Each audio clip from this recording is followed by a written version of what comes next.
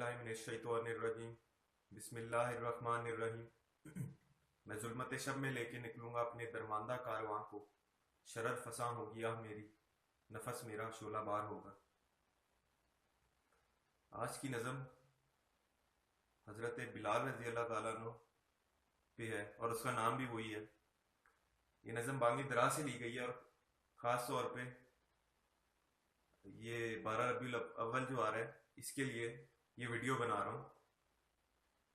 इश्क़े रसूल पे भी है सल्लल्लाहु अलैहि वसल्लम और आशिक़े रसूल पे भी है सल्लल्लाहु अलैहि वसल्लम।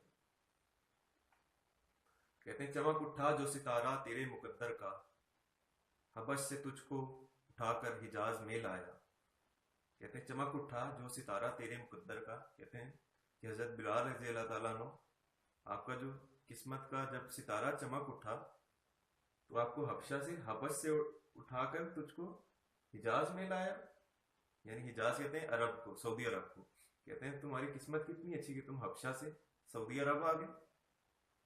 हुई इसी से तेरे गम कदे की आबादी, तेरी गुलामी के सदके हजार आज़ादी। कहते हैं हुई इसी से तेरे गम कदे की आबादी।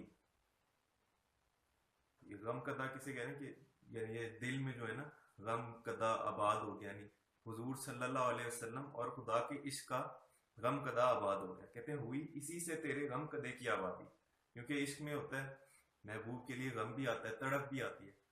कहते हैं हुई इसी से तेरे गम कदे की आबादी, तेरी गुलामी के सदके हजार आज़ादी। कहते हैं वाह तुम्हारी क्या गुलामी है। कहते हैं तुम्हारी गुलामी के सदके हजार आज़ादी।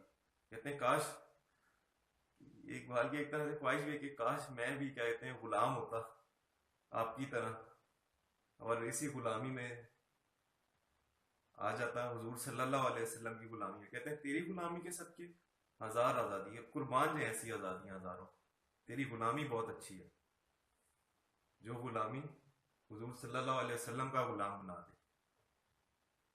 वो आस्तान ना छुटा तुझसे एक दम के लिए, किसी के शौक में तूने मजे सितम के लिए। कहते हैं वो आस्तान ना छुटा तुझसे एक दम के लिए। कहते हैं हुजूर सल्लल्लाहु अलैहि वसल्लम का आस्तान तुमसे एक दम के लिए ना छूटा, यानी एक लम्हे के लिए भी ना छूट सका। किसी के शौक में तूने मजे सितम के लिए। कहते हैं किसी के शौक में यानी हुजूर सल्लल्लाहु अलैहि वसल्लम के इश्क में तूने मजे सितम के लिए, यानी तुम्हें जो आजमाइशें आती थी उस वक्त, जो इनका आका था वो इनके ऊपर भारी भारी पत्थर डालता था और इनके ऊपर और भी जुल्म करता था और जो इनके ऊपर आजमाइशें आती थी। कहते हैं ये तो तुमने हुजूर सल्लल्लाहु अलैहि वसल्लम के इश्क में मजे लिए हैं। जफा जो इश्क में होती है वो जफा ही नहीं, सितम ना हो तो मोहब्बत में कुछ मजा ही नहीं। कहते हैं जफा जो इश्क में होती है यानी मुसीबतें और जो जुल्म इश्क में होता है वो जफा ही नहीं। कहते हैं वो कोई वो मुसीबत होती नहीं है।